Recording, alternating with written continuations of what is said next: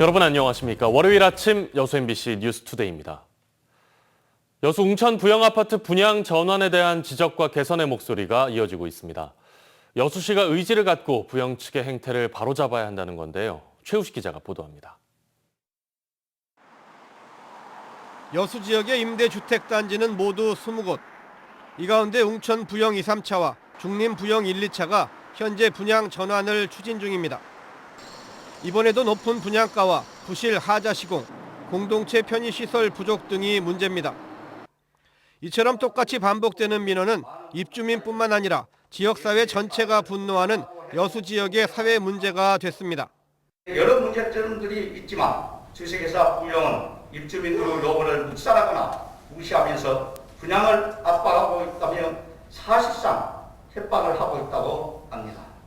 일부에서는 건설사만 이익을 챙기는 10년 임대주택을 없애고 영구나 5년 임대만 시행하자는 제안도 나옵니다. 또 이미 마련되어 있는 제도를 통해 강력한 행정력을 발휘해야 한다는 주문도 나왔습니다. 분쟁 조정위원회를 통한 여수시 정부의 중재 및 개입을 가능하게 하는 조례가 제정돼 있는데도 이를 활용한 여수시의 적극적인 중재 노력이 부족했다는 주민들의 비판이 있는데 여수시는 이번 부영 측의 분양가 산정에 대해 국토부에 감정평가 타당성 조사를 의뢰했으며 결과에 따라 재감정도 가능하다고 밝혔습니다. 그동안 안 해왔는데 현재 모집 공고가 진행 중이니까 분쟁조정위원회가 구성이 되면 이런 분양 전환 등의 문제를 포함한 관련 공무원들의 부영 취업에 대해서도 원칙의 중요성을 강조했습니다.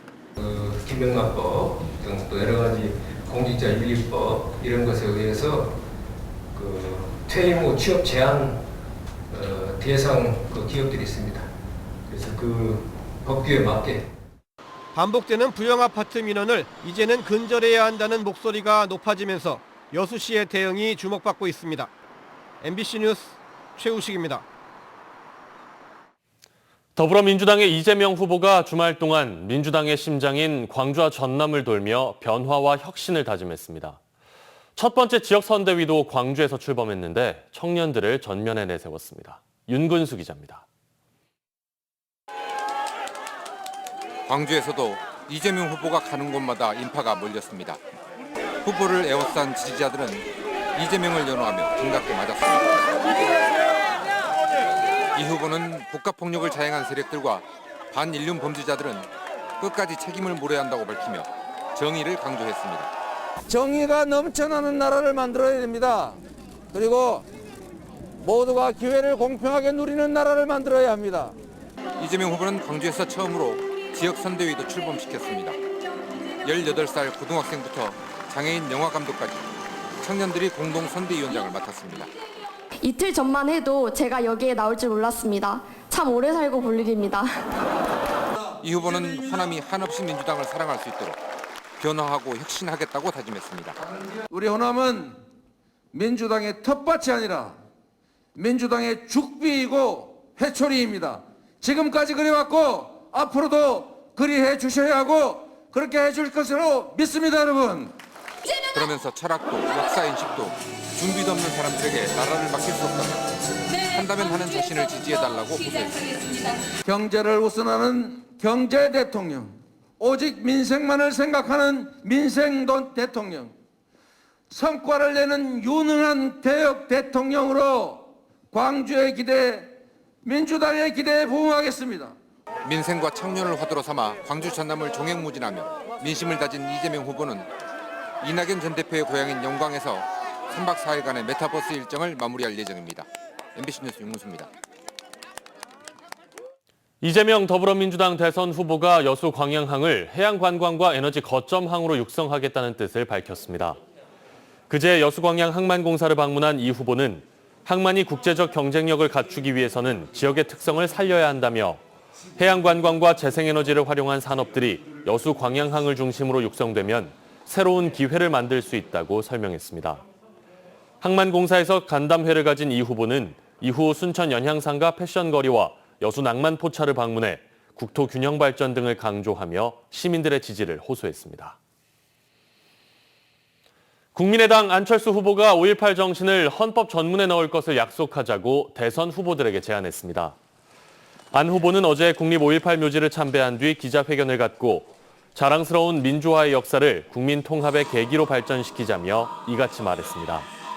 또 내년 초에 여야의 대선 후보들이 국립 5.18 민주묘지를 공동 참배하자고도 제안했습니다. 전남도 청소년 성평등 콘텐츠 공모전, 성평등에 대한 청소년들의 시각이 눈길을 끌었습니다. 김진선 기자입니다. 한국인 아빠, 일본인 엄마 사이 외동딸인 고등학생 박수빈 양. 여성들의 가사 부담이 큰 한국의 명절 등 문화적 차이로 어려움을 겪는 엄마를 보며 성차별에 대해 고민하게 됐습니다. 국적, 성별만 다를 뿐 모두가 같은 인간임을 존중하길 바라는 마음으로 써낸 글은 올해 전남도 청소년 성평등 콘텐츠 공모전에서 대상을 수상했습니다. 성차별이 성평등으로 바꿀 수 있을지는 모르겠지만 제가 지금 할 수 있는 일부터 차근차근 해보면서 약간 나비 효과를 일으킬 수 있으면 좋겠습니다.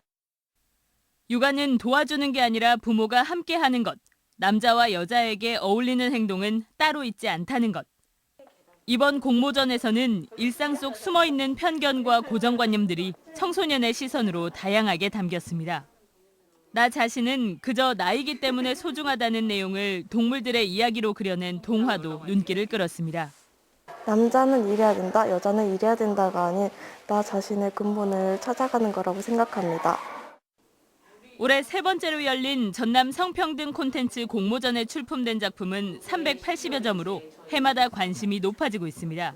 이제 성별에 따른 차별뿐만 아니라 인종이나 민족, 또 다양한 연령, 힘의 차이 이런 것들을 교차해서 평등과 인권에 대해서 우리 학생들이 생각할 수 있는 좀 깊이 있는 작품들이 굉장히 많이 나왔다.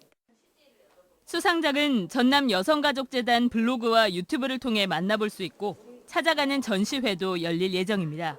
MBC 뉴스 김진선입니다.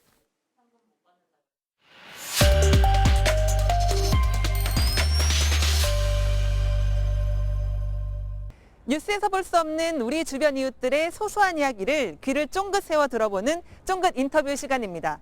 저는 오늘 순천시 선별진료소에 나와 있는데요. 오늘 만나볼 주인공은 이곳에서 구슬땀을 흘리며 일하고 있는 의료진입니다. 함께 들어가 보시죠. 어디선가 누구에게 무슨 일이 생기면 짜짜짜짜짜짠가 엄청난 기운에. 네, 만나서 반갑습니다. 안녕하세요. 먼저 짧게 자기소개 부탁드릴게요.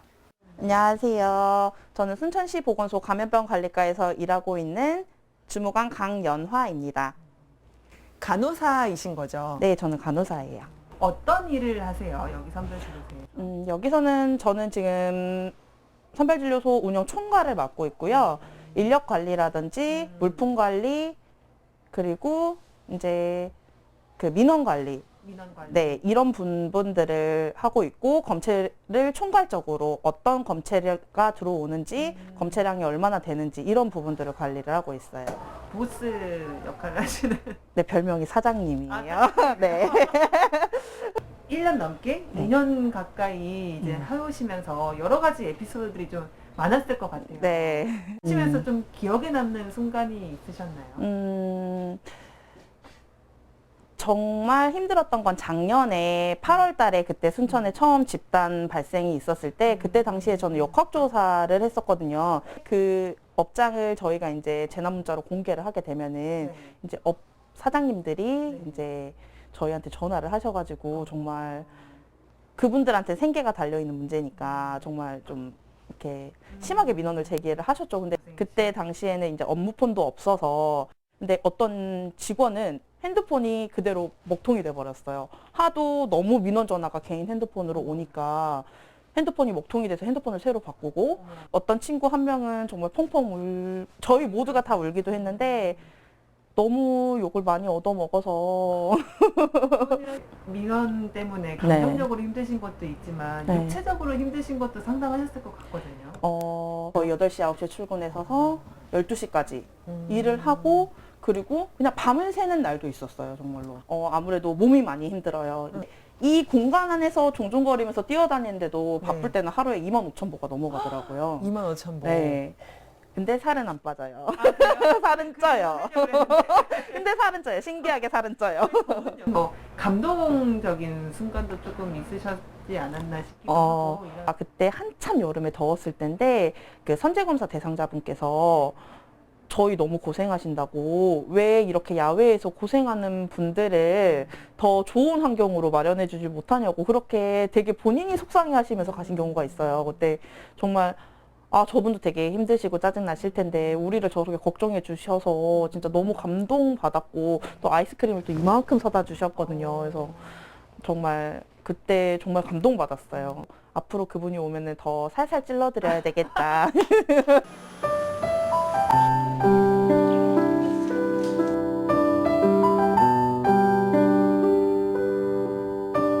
제가 그래도 여태까지 이번 연도를 버텨온 게 저희 동료들 덕분인 것 같아요. 그렇게 막 출근하기 싫다라는 생각이 들지 않는 이유가 그래도 이 동료들 믿고 가면 되니까 이분들 있으면은 그래도 내가 덜 힘드니까 그래서 정말 믿고 가는 거거든요. 그래서 항상 너무 감사하고 고맙고 미안하고 연말까지 우리 직원들 무탈하게 다 같이 하고 코로나 끝날 때 다 같이 마무리했으면 좋겠어요. 정말 꼭 그러길 바라겠습니다. 오늘 말씀 감사합니다. 네, 감사합니다.